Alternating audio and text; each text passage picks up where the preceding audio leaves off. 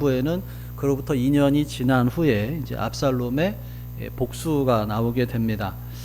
이 살인죄, 같은 살인을 저질렀어도 살인죄 중에서도 이제 이 그냥 살인한 거, 그냥 실수로 이렇게 살인을 하는 경우와 또 아니면 이렇게 홧김에 이렇게 화가 나서 죽이는 경우, 이런 경우보다 계획해서 죽이는 그런 계획살인이 훨씬 더 형이 무겁죠. 오늘 본문에 보면 이제 압살롬이 저지르는 살인이 바로 이 보복살인, 계획살인입니다. 일반 살인보다도 더 죄질이 좋지 않죠. 그래서 압살롬은 2년 동안이나 준비를 해서 이 보복살인을 실행한 것에 대해서 또 어떤 심판을 받는지 함께 살펴보고자 합니다. 자, 다윗에게는 여러 아들이 있었습니다. 그 중에서 이 압살롬은 셋째 아들이죠. 그의 어머니가 이스라엘 북쪽인 그술이라는 나라의 왕, 이 달메의 딸, 즉 공주 마아가였고, 다윗이 헤브론에서 유다 왕이 된 후에 태어났어요. 근데 이 장남인 암논과 둘째 길르압은 다윗이 도망자 시절에 광야에서 태어났습니다. 그러니까 왕의 아들의 왕자로 태어난 첫 번째 아들이 누구냐면 이 압살롬이죠. 그러니까 태어날 때부터 큰형 작은형과는 좀 자란 배경이 좀 다릅니다. 광야에서 큰형과 작은형은 태어났고 압살롬은 그래도 좀 안정된 왕의 아들로 이제 왕자로 딱 태어난 거죠. 첫째 암논은 계속해서 나오는데 둘째 길르압은 그렇게 나오질 않아요, 성경에서. 그래서 아마 일찍 죽었거나 아니면 정치에 전혀 관심이 없어서 안 나오는 인물이 아닐까라고 봅니다. 이 압살롬은 그렇게 되니까 자연스럽게 왕의 그 계승, 서열 2위가 되죠. 자, 이러한 압살롬에게 왕권에 대한 야심이 하나도 없었을 리가 없습니다. 이 맏아들인 암논만 제거하면 압살롬이 왕위를 이어받을 가능성이 아주 커지죠.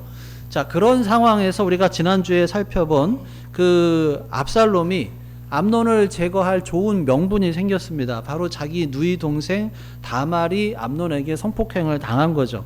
자, 그런데도 아버지 다윗은 어떻게 해요? 거기에 대해서 아무런 조치도 취하지 않고, 그래서 압살롬은 스스로 복수하는 마음을 키우게 됩니다. 이 압살롬은 암논에게 다말에 대해서 아무런 문제 제기도 하지 않고 오히려 아무 일도 없었던 것처럼 암논과 좋은 관계를 유지했던 것으로 보여요. 자, 23절 같이 읽겠습니다. 시작. 만 2년 후에 에브라임 곁 바알 하솔에서 압살롬이 양털을 깎는 일이 있음에 압살롬이 왕의 모든 아들을 청하고, 자, 이제 2년의 세월이 흘렀고 압살롬은 2년 동안 조용히 침묵하면서 암논에 대한 복수를 계획하고 있었는데, 자, 이 다말 사건을 결코 잊지 않고 있던 압살롬은 암논을 죽일 기회만 찾고 있습니다. 사실 압살롬이 암논을 죽이려는 동기는 어떻게 보면은 이중적이라고 볼 수가 있겠죠. 누이 동생 다말에 대한 복수와 함께 왕권에 대한 야심이 이제 동시에 있었던 것입니다. 이 바알 하솔은 예루살렘에서 북서쪽으로 약 한 24km 떨어진 산 위에 고지에 있는데 목축을 하기에 이제 적합한 곳입니다. 이 압살롬이 거기에서 이제 양을 길렀는데, 고대 이스라엘에서는 양털 깎는 것이 곡식을 추수하는 것처럼, 우리가 추수감사하는 것처럼 이스라엘에서는 또 양털을 깎는 게 1년에 한 번 이루어지는 큰 축제가 됩니다. 그래서 압살롬이 철저하게 복수를 계획하고 그 첫 번째 단계로 모든 왕자들을 초청을 하죠. 자, 그 다음에 24절 같이 읽겠습니다. 시작. 야손이 왕께 나아가 아르되 이제 종에게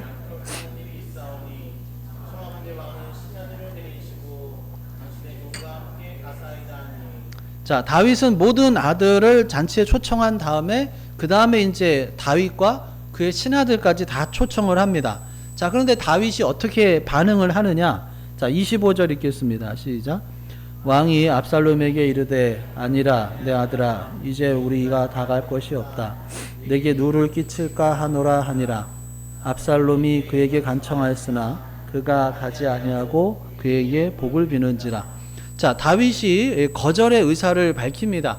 가지 않겠다는 이유는 뭐냐면 자기가 왕이잖아요. 그러니까 당연히 거기에는 수많은 수행원들 또 경호원들도 데리고 가야 되는데, 그렇게 되면은 압살롬의 축제를 벌이면서 그 많은 사람들을 또 접대를 해야 되니까 비용도 많이 들어가죠. 그리고 왕의 일행이니까 또 얼마나 잘 대접을 해줘야 되겠어요. 그러니까 경제적인 부담을 줄 수 있으니까 안 가겠다라고 합니다. 압살롬의 요청이 사실 좀 무리한 요청이었죠. 압살롬은 다윗이 거절할 것을 예상을 했습니다. 그래서 압살롬이 이제 다윗이 참여하지 않으니까 좀 더 이제 구체적인 요구를 하죠. 자, 그것이 뭐냐면 26절 시작. 압살롬이 이르되 그렇게 하지 아니하시려거든 청컨대 내 형 암논이 우리와 함께 가게 하옵소서. 왕이 그에게 이르되 그가 너와 함께 갈 것이 무엇이냐 하매. 27절까지요. 압살롬이 간청하매 왕이 암논과 왕의 모든 아들을 그와 함께 보내니라. 자, 압살롬은 아버지 다윗이 오기 어렵다면 자기의 형 암논이라도 꼭 잔치에 오게 해달라고 부탁을 합니다. 자, 그런데 암논을 초대하는 모습을 이상하게 여기는 다윗이 왜 꼭 암논이 잔치에 참여해야 하는지를 묻습니다. 다윗도 2년 전에 다말 사건으로 인해서 압살롬과 암논의 사이가 좀 멀어졌을 것이다 라고 하는 것을 알고 있죠. 그렇기 때문에 다윗은 압살롬이 암논을 초대하는 이유를 물었지만 압살롬은 그 이유에 대해서는 대답하지 않고 지속적으로 다윗에게 간청을 해서 결국 암논과 더불어 모든 왕자들이 잔치에 참여하도록 허락을 해줍니다. 참 이 장면을 보면서 다윗이 참 이 영적인 분별력이 흐려지고 있는 것을 볼 수가 있죠. 다윗은 압살롬이 암논에게 뭐 화해를 청하는 것이 아닐까 생각을 해서 잔치에 암논이 가는 것을 허락했을 수 있습니다. 그렇지만은 압살롬은 자신의 누이 다말을 욕되게 했던 암논을 미워했고, 아버지 다윗은 이런 갈등을 중재하고 훈육을 해야 했지만 그냥 방치한 거죠. 또 압살롬이 암논을 왜 초대하는지를 분별하지를 못합니다. 이 사무엘하 13장에서 보면은 다윗은 자식들에게 있어서 그냥 도구로 이용을 당하고 있죠. 지난주에 우리가 살펴봤을 때는 암논이 그 다말을 자기 방까지 올 수 있도록 부탁했던 인물이 누구였어요? 아버지 다윗에게 간청을 해서 다말을 자기 방으로 불러서 과자를 주도록 그렇게 명령을 했습니다. 근데 이제 압살롬은 아버지 다윗에게 또 간청을 해서 암논을 초대하는 그런 잔치에 이제 참여하도록 요청을 하죠. 그러니까 언제부턴가 이 다윗이 자식들이 죄를 짓는데 이용되는 그냥 도구로 전락이 돼버렸어요. 결국에는 죄를 낳고 죄가 사망으로 이르는 모습이 다윗을 통해서 일어나고 있는 것입니다. 이처럼 우리가 영적으로 깨어있지 않으면 하나님의 통로가 아니라 그냥 죄의 통로로 이용당할 수도 있다라고 하는 거예요. 자, 압살롬이 어떤 마음으로 암논을 초대하는지 다윗은 제대로 파악을 하지 못했고, 아버지 다윗의 기대와 다르게 압살롬은 자신만의 계획을 세워가고 있었죠. 자, 28절 29절 읽겠습니다. 시작. 압살롬이 이 좋은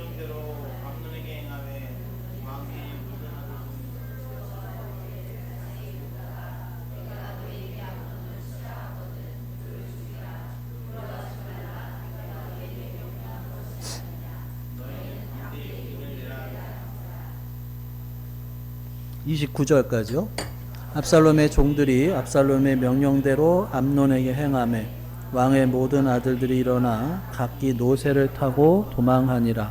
자, 압살롬은 암논에 대한 개인적인 분노 때문에 그를 계획적으로 살해를 하죠. 우발적인 살인보다 이런 보복 살인은 지금도 그렇지만 옛날에도 더 악한 행위가 됩니다. 자, 그런데 이 성폭행 가해자였던 암논 그리고 살인을 저지르는 압살롬의 모습은 결코 다르지 않습니다. 두 사람이 똑같은 거예요. 자기 의도를 감추기 위해서 거짓말하는 것도 똑같고요. 목적을 이루기 위해서 다른 사람을 이용하는 것도 똑같습니다. 두 사람이 왜 이렇게 비슷할까요? 그들의 내면이 닮았기 때문에 그런 거예요. 그러니까 성폭행을 저지르는 암논의 음욕이나 살인을 저지르는 압살롬의 미움과 분노는 자기의 이익과 만족만 생각하는 그런 자기 중심에서 다 비롯되는 것입니다.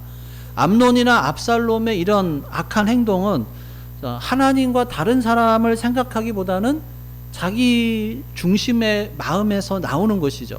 내가 뭘 느끼느냐, 내가 뭘 만족하느냐, 여기에만 관심이 있는 것이지 다른 사람은 고통을 당하든 말든 피해를 입든 말든 상관이 없는 거예요. 이런 악한 마음이 두 사람 다 똑같습니다.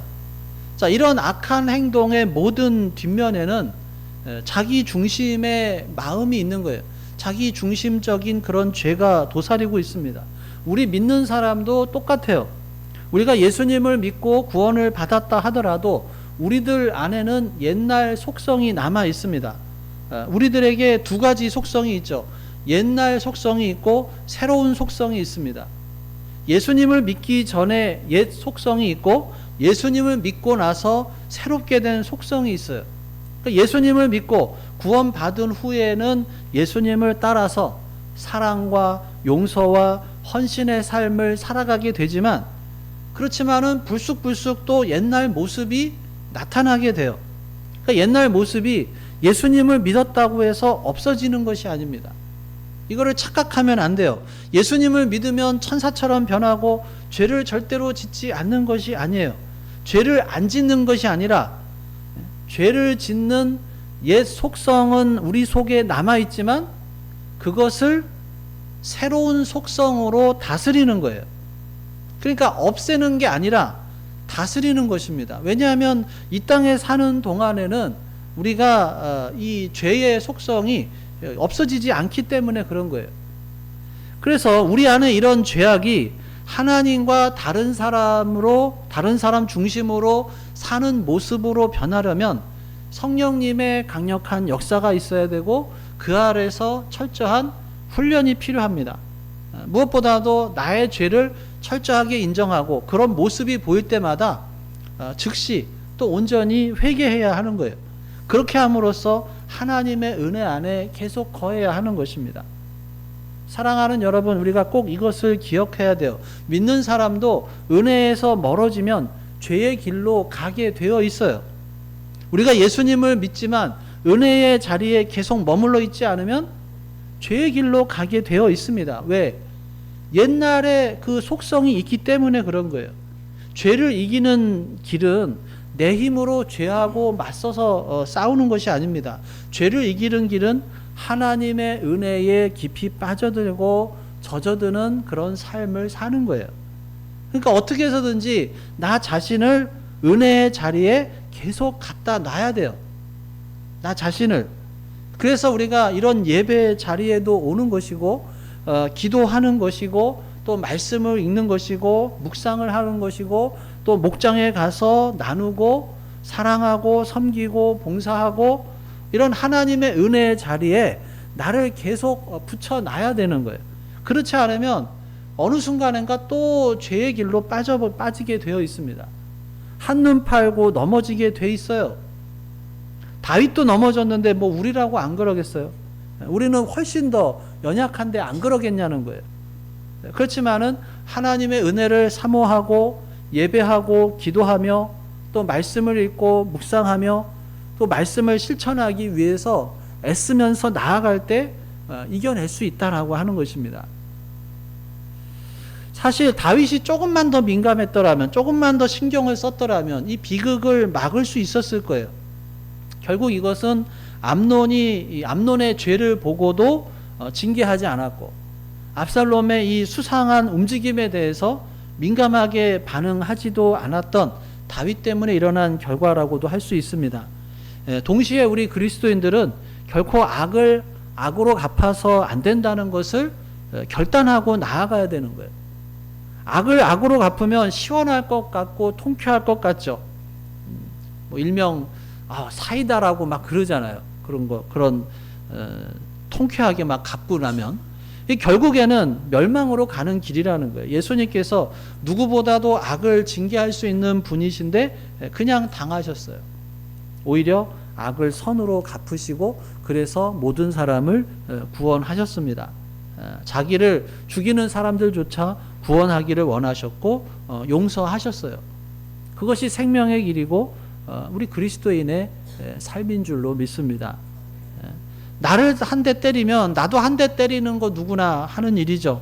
근데 세상은 한 대 맞으면 두 대, 세 대를 때리라고 해요. 근데 우리는 맞으면 용서해 주는 것이 우리의 길이라는 것입니다. 그럴 때 고리를 끊을 수 있는 거죠. 전쟁이나 테러를 보면 어때요?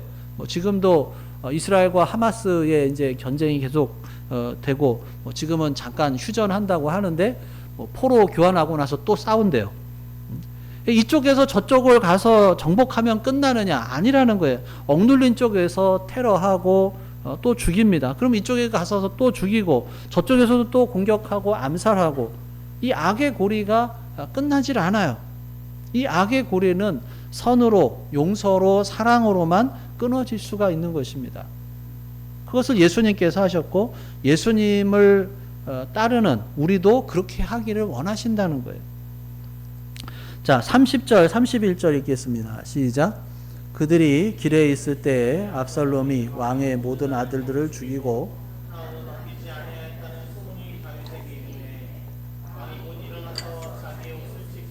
땅에 드러눕고 그의 신하들도 다 옷을 찢고 모셔 선지라. 자, 다윗에게 전달된 소문. 소문은 원래 좀 부풀려지기가 쉽죠. 왕의 모든 아들들을 압살롬이 죽였다는 거예요. 이에 다윗은 엄청난 정신적인 충격을 받고 자신의 옷을 찢고 땅에 드러눕습니다. 충격에 빠진 다윗은 어떤 생각을 했을까요? 과거에 우리아를 죽이고 밧세바를 취했을 때 하나님께서 나단을 통해서 다윗을 책망하시면서 뭐라고 그랬냐면 12장 10절에 보면 칼이 내 집에서 영원토록 떠나지 아니하리라. 이 말씀이 떠올랐을 거예요. 그러면서 아주 괴로움에 몸부림을 쳤을 것입니다. 자, 그 괴로워하는 다윗에게 한 사람이 다가와서 위로의 말을 하죠. 자, 32절, 33절 읽겠습니다. 시작. 다윗의 형 시므아의 아들 요나답이 아뢰어 이르되 내 주여 젊은 왕자들이 다 죽임을 당한 줄로 생각하지 마옵소서. 그가 압살롬의 누이 다말을 욕되게 한 날부터 압살롬이 결심한 것이니이다. 그러하온즉 내 주 왕이여 왕자들이 다 죽은 줄로 생각하여 상심하지 마옵소서. 오직 암논만 죽었으리다 하니라. 자, 이 요나답이 괴로워하는 다윗에게 모든 왕자들이 죽지 않고 암논만 죽었을 것이다 라고 말을 합니다. 그리고 이 일은 우발적인 일이 아니라 이미 암논이 다말을 욕되게 한 날부터 압살롬이 결심한 것이다 라고 이야기를 해줘요. 자, 이 말을 전하고 있는 요나답이 누구예요? 앞서 암논이 다말에게 욕망을 품었을 때 그 욕망을 해결해 줄 수 있는 묘안을 제시해 줬던 그런 간교한 인물이죠. 그런데 이제 그가 압살롬을 또 대변해서 오직 암논만 죽었을 것이다. 위로 아닌 위로를 하고 있어요. 성경 어디에도 압살롬이 요나답과 만나서 자기의 마음과 계획을 이야기한 내용이 없어요. 근데 이 본문을 보면 요나답은 압살롬이 암논을 죽일 것이라는 것을 정확하게 알고 있었어요. 그러면 요나답은 어떻게 해야 돼요? 잔치에 초대받은 암논에게 잔치에 가지 마라. 충고를 해야 됐는데 그렇게 하지 않았어요. 이 압살롬과 요나답이 뭐 내통을 했는지는 알 수 없지만 암논이 죽을 것이라는 것을 알고도 이 막아주지 않은 것을 보면 이 요나답은 참 이 간교한 인물이라고 한 것을 다시 한번 확인할 수가 있습니다. 자, 요나답이 말을 마치자 잔치집에서 도망쳐온 이 왕자들이 보이기 시작하고 왕자들도 소리를 높여서 통곡하기 시작하고 왕과 모든 신하들도 다 통곡을 합니다. 자, 모두가 통곡하는 이때 살인을 저지른 압살롬은 무엇을 하느냐? 자, 37절 같이 읽겠습니다. 시작. 압살롬은 도망하여 구술왕 암미올의 아들 달메에게로 갔고 다윗은 날마다 그의 아들로 말미암아 슬퍼하니라. 자, 압살롬이 도망한 곳은 그술인데 여기는 이스라엘 북쪽에 위치한 아람의 작은 나라고 그 나라의 왕 그 달메는 압살롬의 이제 외할아버지가 되죠. 그러니까 다윗과 압살롬이 다른 점이 이것입니다. 다윗이 왜 믿음의 사람이냐? 죄를 안 지어서가 아니에요. 사실 압살롬이나 다윗이나 다 끔찍한 죄를 지었습니다. 그런데 다윗은 즉시 회개를 하죠. 그게 다른 점입니다. 압살롬은 그 하나님의 백성이 거하는 곳을 벗어나서 심판을 면해보고자 자기 그냥 어머니 나라로 도망을 한 거예요. 자, 마지막 38, 39절 같이 읽겠습니다. 시작. 압살롬이 도망하여 그술로 가서 거기에 산지 3년이라. 다윗 왕의 마음이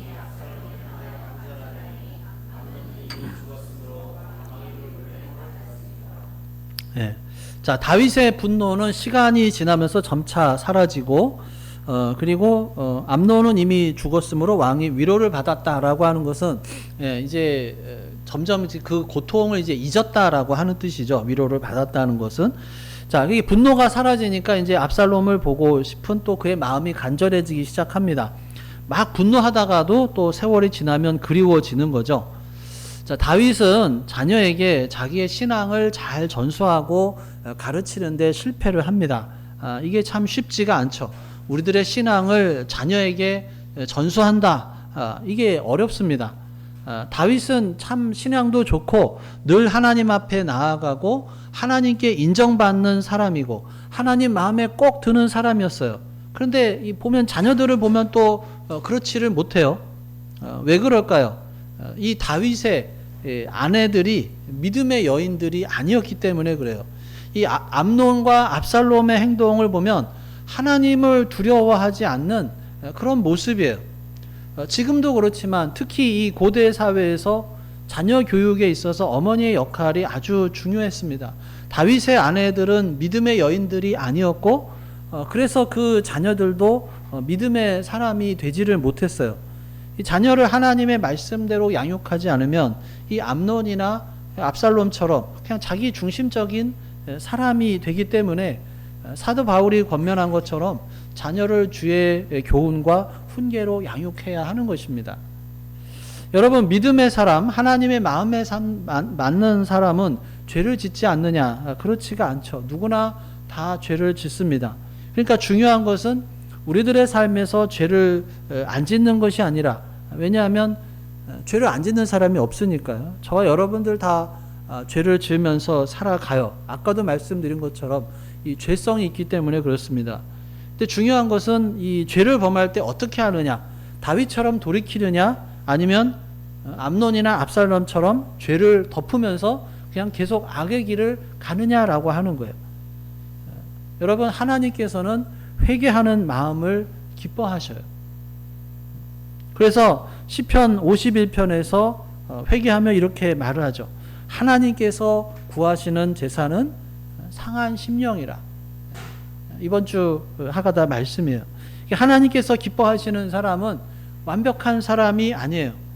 내가 죄인인 것을 인정하고 마음을 찢으면서 하나님 앞에 나오는 사람입니다. 그리고 죄의 길에 빠지지 않기 위해서 몸부림치면서 하나님의 은혜를 의지하는 가운데 말씀에 순종하고자 매달리는 사람이다라고 하는 것입니다.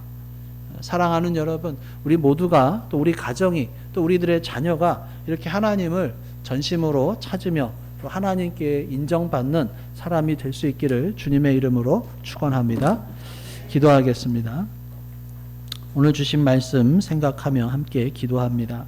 나에게 주신 말씀이 무엇인지, 또 내가 붙잡아야 할 말씀이 무엇인지, 또 내가 순종해야 할 말씀이 뭔지, 내가 어떤 판단을 할 때, 또한 자녀를 양육할 때 나는 어떤 자세로 어떤 태도를 가지고 있는지 다시 한번 우리 마음속에 계시는 성령 하나님의 음성에 귀를 기울여 보겠습니다.